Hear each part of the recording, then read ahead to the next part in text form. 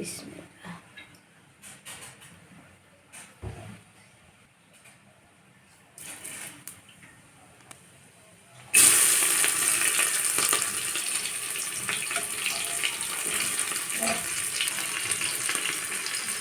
জিরা গুঁড়া দিলাম, স্বাদ মতো লবণ হলুদ দিয়ে দেবো।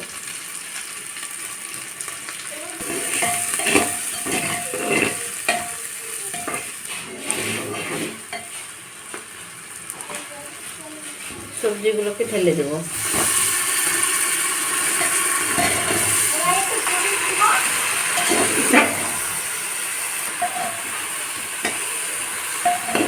জল দিব না, এইভাবে ঢেকে রান্না করে নেব।